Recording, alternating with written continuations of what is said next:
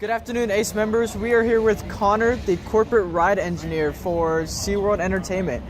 How are you doing today? Doing good. How are you doing? Pretty good. Can you just give us a little bit of rundown about Icebreaker? Yeah, so Icebreaker is our newest attraction here at SeaWorld Orlando. We're really excited to bring this to our guests. One unique thing that we really love is that this is in a category that we call Family Thrill. What that means is really it centers around the fact that the ride height on this one is 48 inches tall, which means that a wider range of guests are going to be able to ride this than some of our other coasters here in the park, and we're really excited to be able to bring this experience to a much wider range of guests. On this ride, it's also the first launch coaster at SeaWorld Orlando that we are really excited about. It's a quadruple launch, so you get 2 forward launches, 2 backwards launches. On the third launch, you go backwards up a 93-foot tall, 100-degree spike, the steepest beyond vertical drop, and then you rocket back through the launch, through launch 4 to a speed of 52 miles an hour over the top hat, and then as you go through the rest of the ride, there's a lot of low to ground maneuvers, a lot of side to side that's really exciting, really thrilling, but also really enjoyable and very re-rideable for any of our guests that want to come back and experience it over and over again. Awesome, thank you. Can you just give us a little bit of background of what made y'all decide to go with this ride? Yeah, so as I mentioned, we looked around the park and we saw a gap.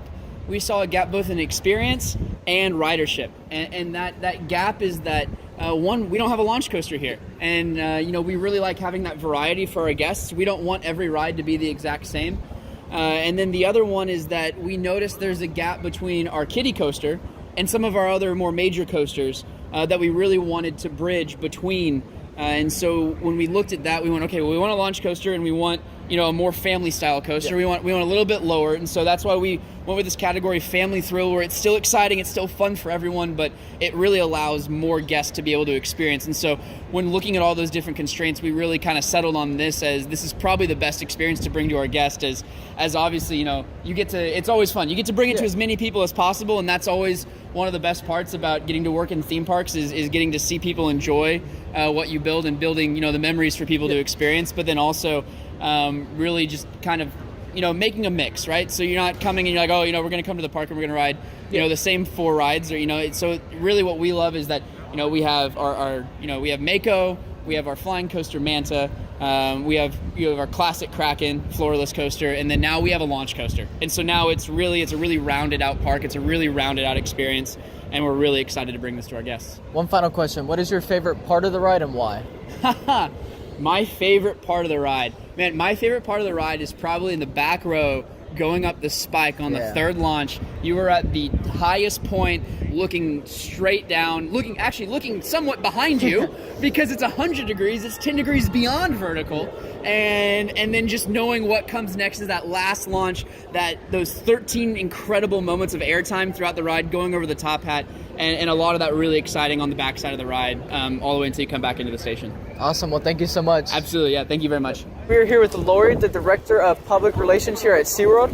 And Lori, how does this coaster change the lineup here at SeaWorld? Icebreaker is the missing piece and the coaster that we really needed. It is our 6th coaster. It is the only coaster at our park with a 48-inch height requirement, so it's our first really family ride for people that don't quite make the height requirement of Mako and Manta, and it is our first launch coaster, so that's something that we were missing from our package, and this makes us really the single amusement park in Central Florida with the most rides in one park. Yes. Most coasters. From a coaster enthusiast standpoint, what do you think they can look forward to the most on the ride? I think the cool thing about this ride is that you don't quite know, even watching it, what to expect, and it's about the anticipation, the forward and the back, and is this going to be the time we make it over the top hat, or do we need a little more momentum? And when you do finally go that second time and go over the top hat to the back end of the ride, you experience really, I think, more airtime than people expect, and it's a delightful and surprising and actually very thrilling coaster. And then one last question for you. What is your favorite part of the coaster and why?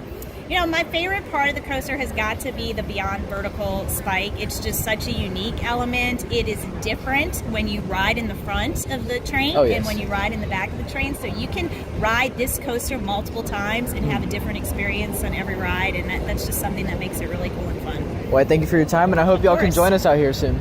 I am Jonathan Smith. I am the Corporate Vice President of Rides and Engineering for SeaWorld Parks and Entertainment. So we're here at Icebreaker Media today. Can you tell us a little bit about, from start to finish, how y'all decided to go with this ride? Yeah, so Icebreaker is an amazing attraction. We wanted a launch coaster, and we also wanted a family thrill launch coaster. So we talk a lot about rider demographics when we're planning new attractions and where they should go and what the demographics should be. And so we knew exactly we wanted to be in that 48-inch minimum tall rider height category, and we also wanted it to be a launch coaster. And it is our first launch coaster at SeaWorld Orlando, but it's not just any launch coaster, it is a quad launch coaster. And what I mean by that, there's 4 separate launch experiences, 2 in the forwards direction and 2 in the backwards direction. So when we're planning the ride, say that's great, we want to have these launches, we want to experience this, but can we throw some air time in some of those launches?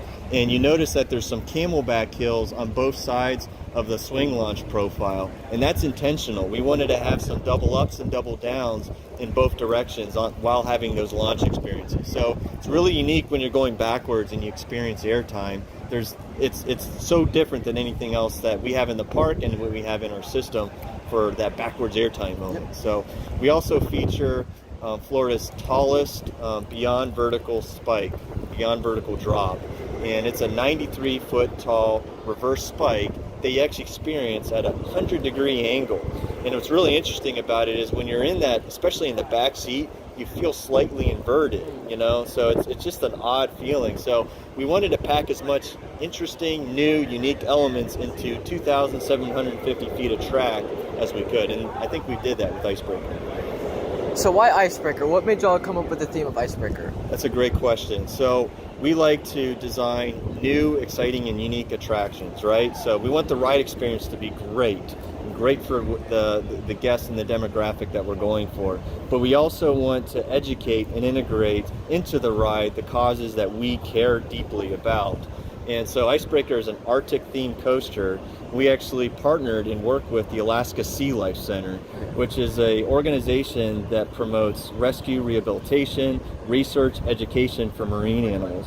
And so what's really unique is a portion of the Icebreaker logo products is being donated to the Alaska Sea Life Center to support their mission. And we've worked at the Alaska Sea Life Center for many years. It's been a great partnership. So as you're going through the queue, you'll see signs about the Arctic and the mission of what the Alaska Sea Life Center does and what they do and what they support. And so we like to educate our guests, you know, about the causes that we care about, and that's closely integrated into the ride and the ride experience. That's amazing to hear. And one final question for you. What is your favorite part of the coaster and why?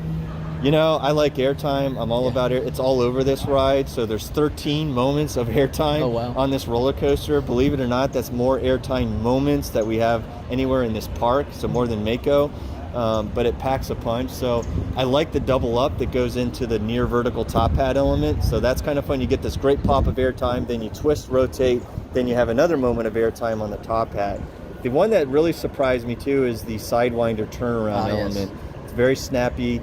It's very smooth, but that one turned out fantastic. So that's probably the one that really surprised me the most, how good that was. All right, well, thank you so much for your time, Jonathan. Yeah, thank you. Glad to be here.